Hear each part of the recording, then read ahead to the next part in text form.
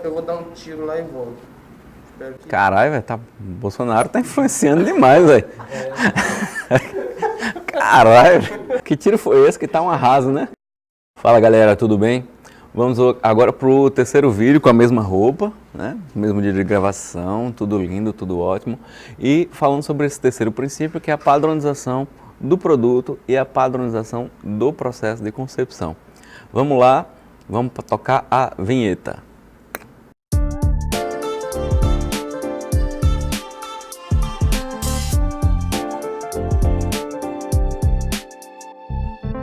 Bom, pessoal, quando a gente fala de padronização e fala de um processo de desenvolvimento de produtos, parece que a gente está falando num contrassenso ou num paradoxo.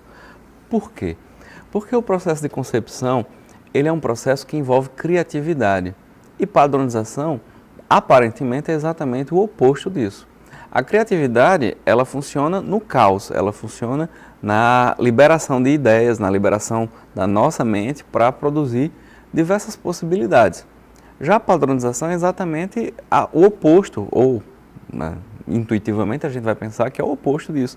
É fazer com que as coisas não variem, que as coisas não mudem, de modo que tudo que a gente faça seja previsível. A criatividade ela é imprevisível, enquanto a padronização ela é imprevisível. Aí você fala, Marcel, então não faz sentido esse princípio de padronização dentro do processo de concepção. Mais ou menos. Por quê? Quando a gente fala de padronização dentro do processo de concepção, o objetivo dele inicial é garantir que a criatividade ela seja canalizada para determinados objetivos. Tem pessoas que são extremamente criativas, não têm até rotina pessoal, vivem de uma maneira absolutamente livre e essa criatividade ela não é muito útil para o desenvolvimento de produtos, ela é útil para as artes, ela é útil para a criação artística, composição de música, ela é útil para a literatura, para a poesia, ela é útil para muitas coisas importantes. E até eu posso para alguns artistas que não usam desse tipo de processo muito livre, que são sistemáticos, pode ser que eles se sintam até ofendidos com essa ideia de que o artista é uma pessoa livre, é uma pessoa irresponsável. Não é bem isso que eu estou querendo dizer. É a ideia de que a liberdade, a falta de uma determinada coisa que te enquadre, ela abre margens à criação mais radical em termos de inovações artísticas. Quando a gente fala de inovações dentro do desenvolvimento de produtos, algum nível de padronização ele é importante para que a criatividade flua dentro principalmente das dimensões de valor, daquilo que o cliente, que o usuário valoriza, que são aquelas 6 dimensões que eu apresentei nesse vídeo aqui. Se você não viu, clica lá para ver e vai vendo na sequência, dimensão de valor, exploração alternativa simultânea de alternativas de solução e, por fim, a padronização do produto e do processo. Então, quando a gente fala de padronização do processo de concepção, ela é feita a partir do nosso modelo de desenvolvimento, que é aquele que eu apresentei nesse vídeo aqui e que é o que eu vou colocar na tela agora para vocês. Então, nesse modelo aqui, a gente tem as entradas, as oportunidades de mercado, oportunidades e restrições tecnológicas, as nossas saídas ao final, que é a especificação do produto e do processo de fabricação e de montagem dele. E aí, entre as entradas e as saídas, a gente tem a metodologia de trabalho com as 4 etapas: descoberta, definição, desenvolvimento e distribuição. E essas etapas, elas são o tempo todo confrontadas com os princípios que eu venho apresentando nesses 3 últimos vídeos. A concepção centrada no valor para o usuário, exploração simultânea de alternativas e a padronização do produto e processo, que é o objetivo desse vídeo. Quando a gente fala, por sua vez, em padronização do produto, a gente está falando de um outro nível de visão. Eu estou pensando aqui em padronizar o processo de concepção.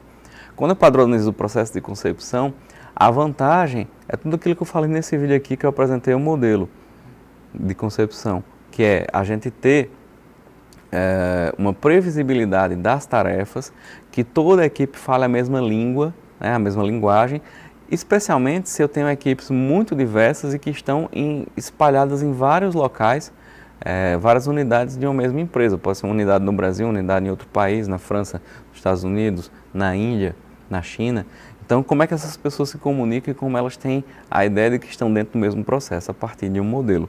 E essa forma de a gente padronizar o processo. Quando a gente fala de padronizar o produto, aí a gente volta para aquela relação entre a criação e a percepção de valor, e a gente vai agora para o lado da empresa novamente, em que a empresa concebe e comunica uma oferta.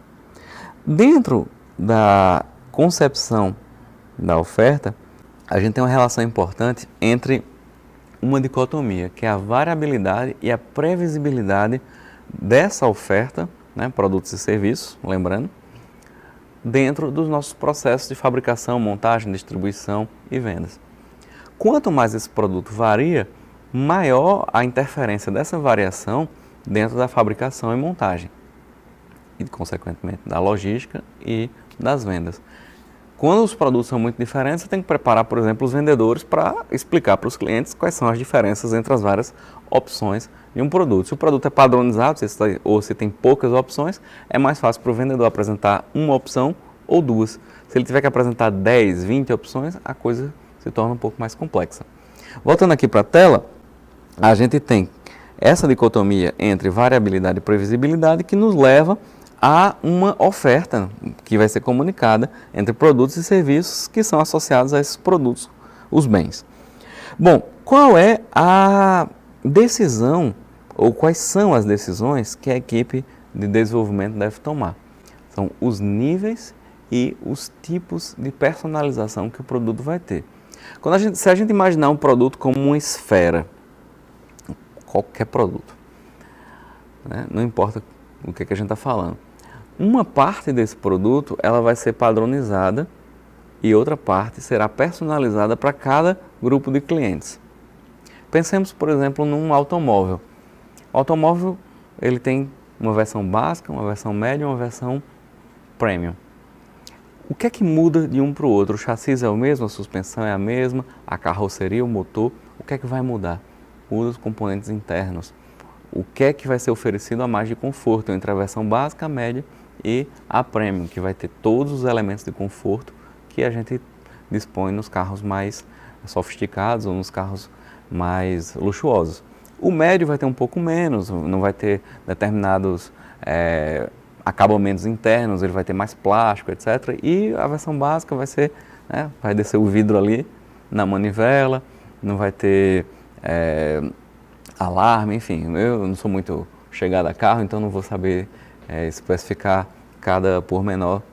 A ideia é que essas três versões elas vão estar em níveis diferentes. Claro que a personalização que eu estou falando aqui não é personalização para cada indivíduo. A partir de um ponto da produção, esses produtos vão se diferenciar. E é nesse momento que eu tenho que entender, como projetista, que aqui, né, eu estou montando um carro.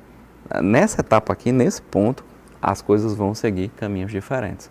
É nisso que eu estou falando, entre padronização e personalização. Em alguns casos, essa personalização é para um grupo ou para um cliente específico. Aí já está no nível de personalização mais alto. Então, a gente está falando de níveis, mas existe também a ideia de quais são os tipos de personalização que são possíveis. Então, vamos falar sobre essas coisas agora. Se a gente analisa vários grupos de produtos que existem no mercado, vou colocar aqui na tela para vocês. Quando eu apresento esse gráfico, geralmente é porque eu trabalho com produtos para pessoas deficientes. Então a gente tem produtos que são produtos projetados para o grande público, que não levam em conta a existência de pessoas com deficiência, produtos ditos universais que vão ser utilizados por pessoas com ou pessoas sem deficiência, produtos para reabilitação que são utilizados no processo de cura, no processo de reeducação também, os produtos médicos e os produtos ditos assistivos, que são produtos que são utilizados pela pessoa continuamente, sem um profissional de saúde. É uma bengala, é uma muleta, uma cadeira de rodas, um óculos, são produtos assistivos. Se eu subdividir esses produtos, digamos que um produto para um determinado grupo de pessoas, se eu subdivido ele em elementos e funções, aquele produto que eu estou projetando, ele vai compartilhar elementos construtivos e funções de produtos que fazem parte de vários grupos como esse. A ideia aqui é que, como esses componentes, esses sistemas já existem em outros grupos de produtos, eu posso reutilizá-los. Eu não preciso reprojetar novamente. Isso tem dois benefícios. O primeiro deles é o tempo necessário para projetar um produto. Se eu pego um produto inteiro e reprojeto, né, eu tenho um produto sendo projetado e eu faço ele do início ao fim, eu tenho um tempo de concepção.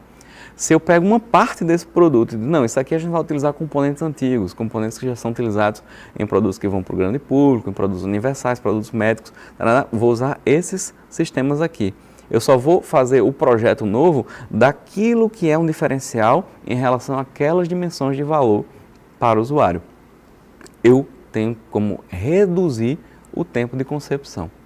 Outra vantagem, eu falei que são duas. A segunda é que quando eu reutilizo componentes que já existem no mercado e que são utilizados principalmente para produtos do mainstreaming, né, para o grande público, a tendência é que esses componentes sejam mais baratos, porque eles têm uma escala de produção maior. Então eu reduzo o custo de fabricação e montagem do meu produto quando eu utilizo componentes que são utilizados por vários produtos. E eu só vou reprojetar ou projetar, né? Sem o ré, eu só vou projetar elementos do produto que vão ser o diferencial desse produto, aquilo que puder ser, principalmente se for coisas embutidas que o cliente não vê, se puder ser peças utilizadas do grande público, eu tenho que fazer isso, eu tenho que tentar baratear o produto para garantir a viabilidade econômica dele. Então, voltando à questão dos tipos e dos níveis, a gente tem aí na tela uma relação entre os tipos de personalização, estilo, conforto e função. Vou explicar já já elas. E com relação aos níveis, vocês viram que eu não coloquei nenhum nome, eu coloquei de 1 a 8, porque são níveis, né? Do nível 1, produto totalmente padronizado, o nível 8, um produto totalmente personalizado, ou seja, o projeto individual. Entre esses dois níveis, eu tenho várias possibilidades. Alguns autores são simplórios e colocam produto padronizado, produto personalizado. Só que existe muita mais coisa entre essa dicotomia. Quem já viu o meu vídeo sobre dualismo sabe do que eu estou falando. Quem não viu, pega esse card, dá uma pausa nesse vídeo, assiste lá e depois volta. O que é que a gente tem entre o totalmente padronizado e o totalmente personalizado? Alguns autores vão dizer que você tem 3 níveis, outros 5. Eu utilizo essa escala que foi proposta por um autor brasileiro, que vai de 1 a 8. E aí eu vou apresentar para vocês quais são esses níveis, mas antes a gente vai falar um pouco sobre os tipos de personalização. A primeira é com relação ao estilo. Essa é a adaptação mais fácil de se fazer. Eu tenho um produto como um telefone, se eu tirar minha capinha aqui, esse produto é padronizado. Não tem muita coisa diferente. O que vai ter de diferente aqui é a cor da parte de trás. Eu tenho um cinza, minha esposa tem o mesmo telefone, o dela é rosa, o outro vai preferir o preto e vai ser as cores que estão disponíveis. E a pessoa pode, né, já que para ela o produto não é só o telefone, mas ela bota uma película protetora da tela, bota uma capinha, a pessoa vai personalizar. Né? Essa capinha é mais a minha cara, minha esposa botou uma capinha rosa, outra pessoa vai botar uma Hello Kitty, outra pessoa quer. Quem não souber o que é Hello Kitty, eu vou pedir para o Matheus botar aqui a Hello Kitty. Eu acho que é uma gatinha cabeçuda chinesa. Essas opções, as opções de estilo, elas são mais fáceis de serem obtidas.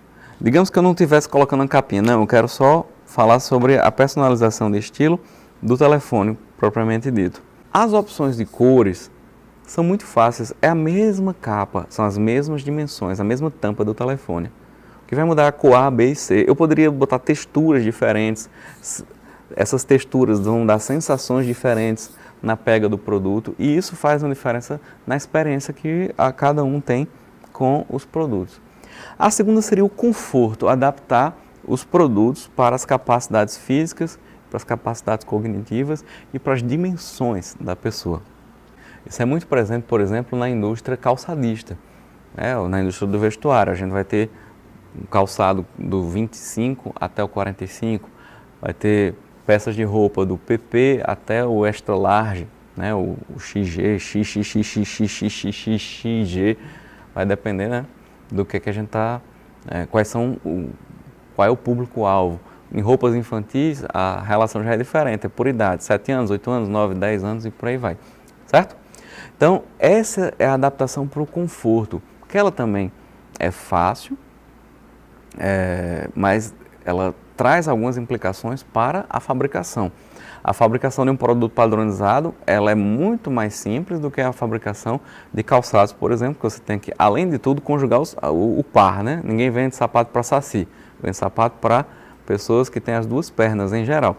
Então, você tem que conjugar sapato 41 pé esquerdo, 41 pé direito, e aí todos os números, 36, 37, 38, é muito complexa o gerenciamento dessa numeração e dos pares na indústria calçadista, principalmente porque o volume de produção é muito alto. Por fim, a gente tem a personalização do tipo funcional. Eu incremento funções ou retiro funções do produto.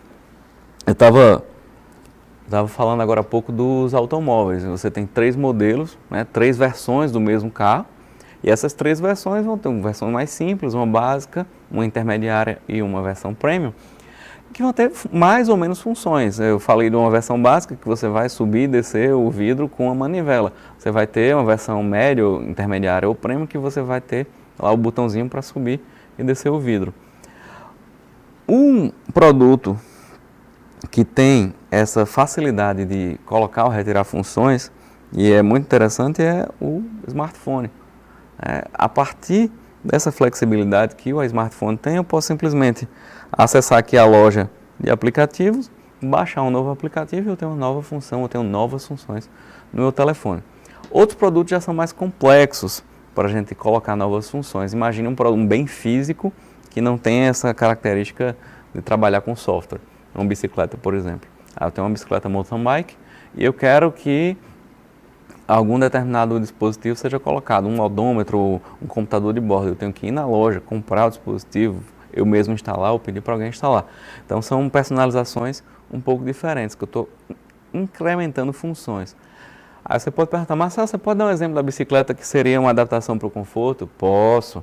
Por exemplo, quando você está trabalhando ou comprando uma bicicleta mountain bike, o que é que você tem que verificar? A sua altura. Eu tenho 1,72 m, o Matheus tem 1,78 m. O Fabiano, você tem quanto?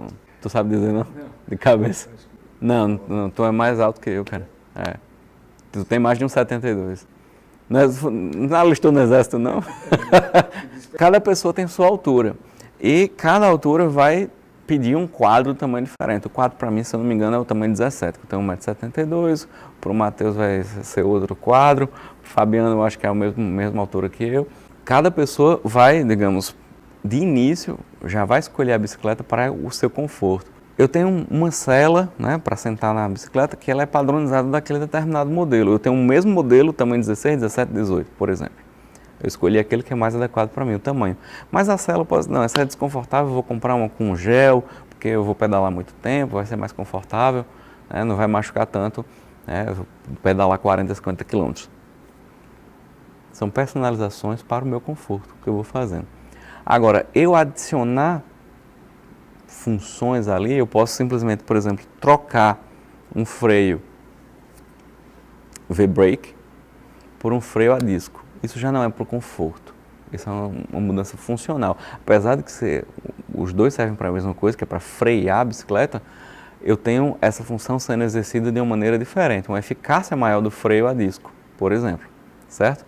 Então já não é uma adaptação para o conforto, é uma adaptação ou uma personalização para a função.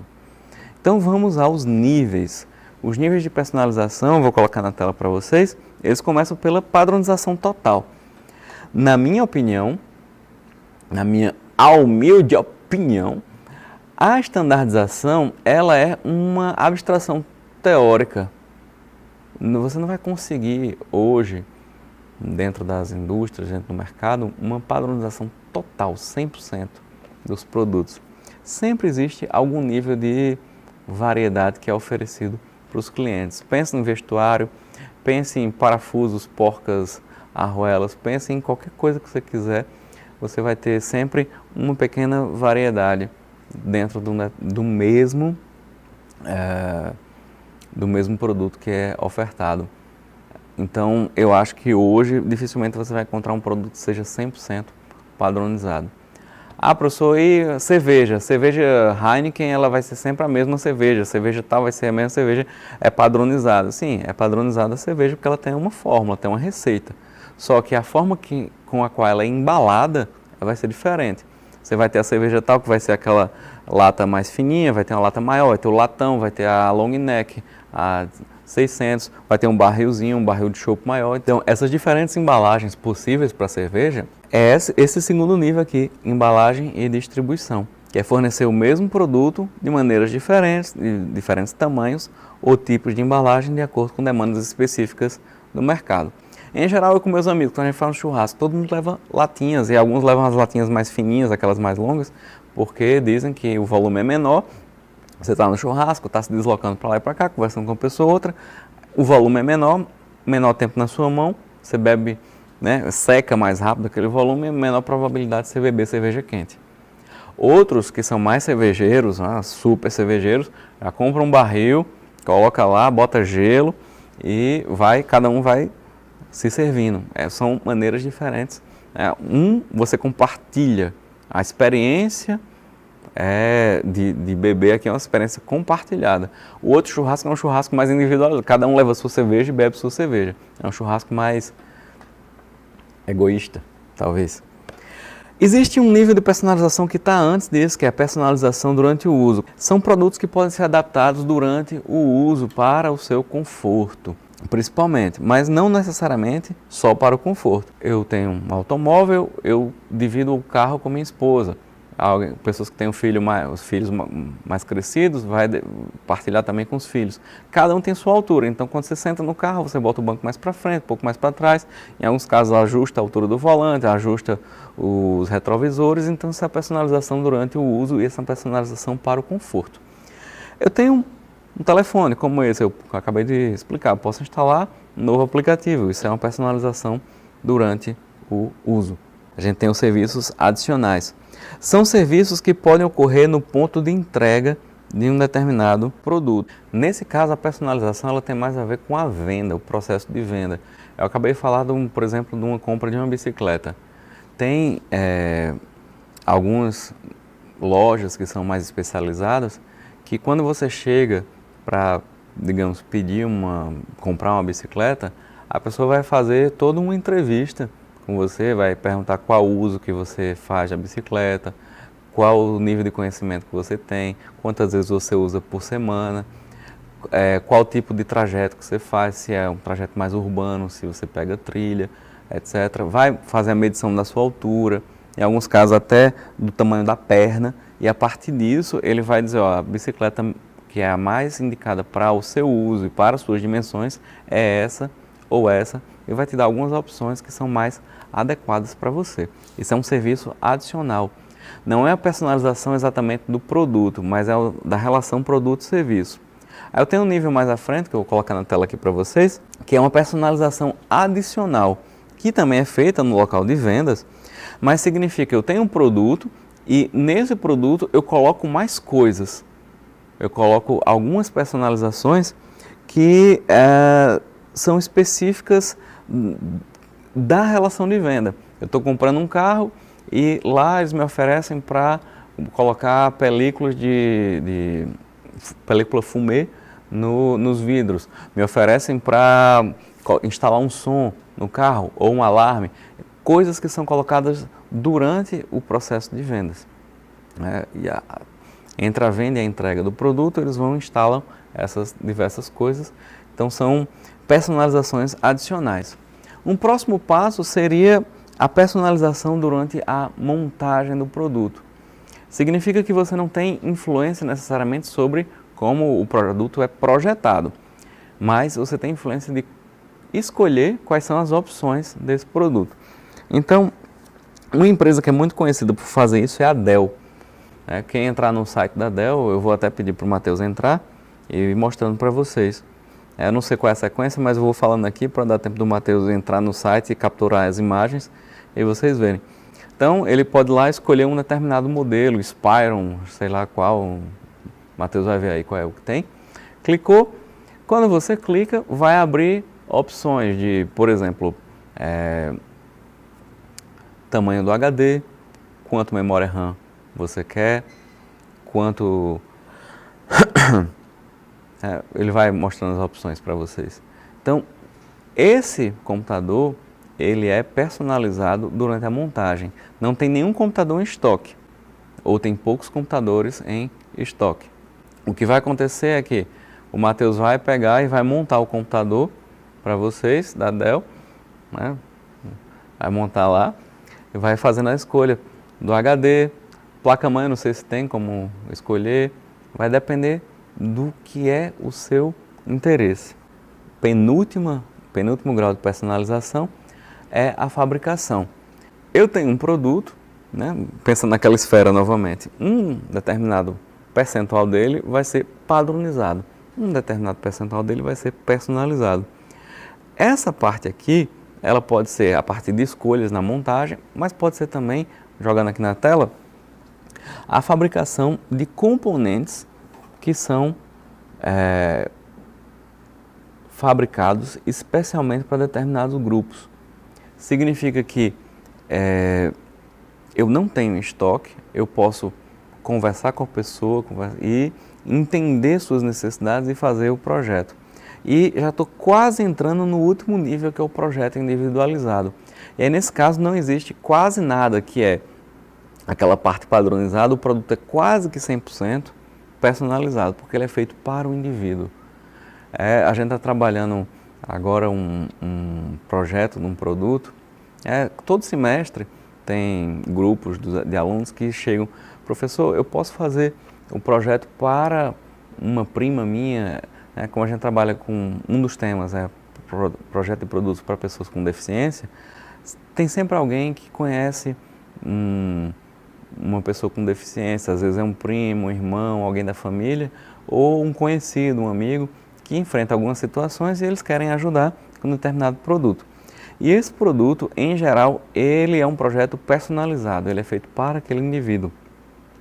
Eu já participei de projeto de produtos que era para adaptação de uma raquete de tênis para uma menina que tinha uma paralisia na mão, a mão não abria, então ela precisava abrir a mão para segurar a raquete, para poder jogar tênis.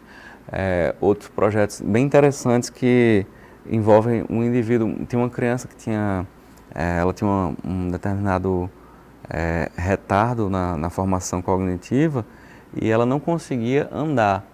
E com os andadores, com os andadores que tem no mercado, ela tinha uma certa dificuldade e aí a gente foi tentar fazer um projeto que se adequasse mais às suas necessidades. Teve um outro grupo, que é um aluno, que tinha uma priminha, que ela é bem mais nova que ele, e ela tinha uma paralisia. E a família não tinha muito dinheiro, então ele projetou um parapódium, que era uma maneira dela ficar mais em pezinha, se colocar numa posição assim que ela precisa ficar em pé durante algum tempo do dia. E a gente fez o projeto todo o projeto do produto com tubos e conexões. Então foi um projeto bem interessante porque é basicamente um projeto de montar, cortar canos, pegar conexões e fazer o produto. Eu posso pegar módulos que existem e personalizar. Claro que aí eu já tenho um determinado nível, percebe como as coisas não são tão simples como classificações? As classificações elas são muito estanques. A classificação mais básica de todas é 1 e 0, ou seja, é padronizado, é personalizado. Quando a gente começa a subdividir, começa a categorizar, aí tem coisas que fogem às nossas categorizações. Então, esse projeto que eu estava falando, do Parapódium, que os meus alunos desenvolveram, é um projeto para aquela pessoa, mas em algum nível ele é padronizado porque utiliza componentes que já existem no mercado. Eles não vão projetar tubos e conexões do início, certo? Então, esse é o terceiro princípio que eu queria apresentar para vocês. os 3 princípios já foram apresentados. O primeiro, que são o valor, tá aqui nesse card.